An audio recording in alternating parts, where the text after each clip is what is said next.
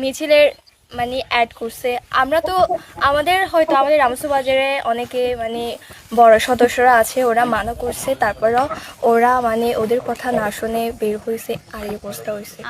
আমাদের এলাকা হচ্ছে যে রামসু বাজার, কালকে হচ্ছে যে 144 ধারা করছিল। তো আমাদের এখান থেকে আমরা হচ্ছে যে রামসু বাজার এলাকা থেকে কেউ আমাদের এখান থেকে কেউ যায় নাই। যারা আন্দোলন করছে, যারা মিছিলের নামছে, ওরা হচ্ছে যে বাইরে থেকে আসছে, বুঝছেন। আমাদের এই রামসু বাজার থেকে কেউ যায় নাই। তো এখন আমাদের অবস্থা দেখতেছেন আপনারা কি হয়েছে। আমাদের এখান থেকে একজন বা দুইজন গেলে এক কথা ছিল যে হ্যাঁ আমাদের রামসু বাজার থেকে একজন দুইজন গেছে, যে আমাদের অবস্থা এরকম করে দিছে। কিন্তু আমাদের এখান থেকে কেউ যায় নাই। বাইরে থেকে এসে যা অবস্থা হয়েছে দেখছেন, কি অবস্থা হয়েছে। আমাদের ঘর বাড়ি সবগুলো একদম পোড়াই ফেলছে। এখন আমাদের কি কি আমরা কিছুও করি নাই।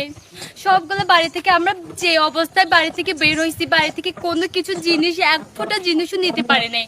যে অবস্থা তাড়াহুড়া করে যে পোশাকে পরে আমরা বের হয়েছি, ওই রকমই অবস্থায় আছি আমরা। এক ফোঁটা জিনিসও বাড়িতে, একটা খাতা বা বই কলম, একটা জিনিসও আমরা নিতেও পারি নাই। এরকম অবস্থা আমরা।